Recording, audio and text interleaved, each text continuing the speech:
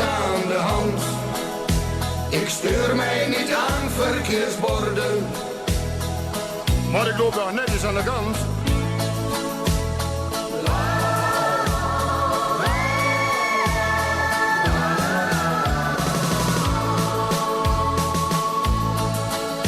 Het was nog niet laat toen ik van huis ging. Mevrouw vroeg: hoe laat is het weer?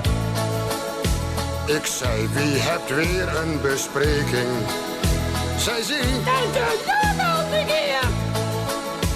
ik ben niet voor niks de voorzitter van het dagelijks bestuur. Die taak is soms ook erg bitter en bovendien vreselijk duur. Het is weer eens later geworden. Ik loop met de fiets aan de hand. Ik stuur mij niet aan verkeersborden. Verrek, nou sta ik midden in het land. Shit.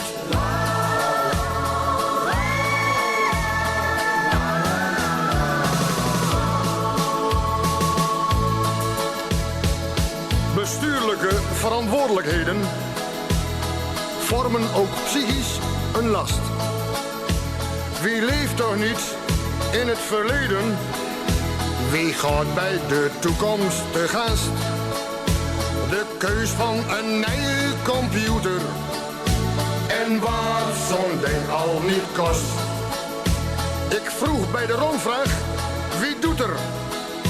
Nou eindelijk zijn waffels los.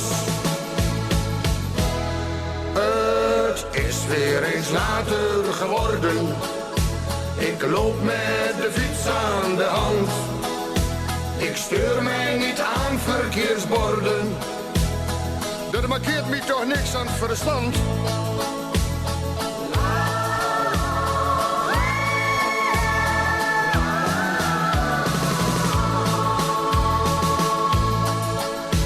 Mijn schoonmoeder komt wel eens kieken, maar dan heb ik heel weinig tijd.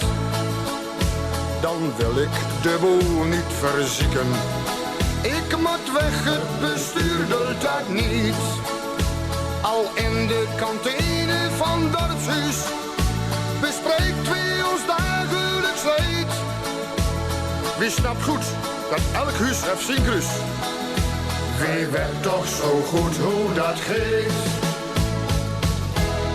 Het is weer eens later geworden.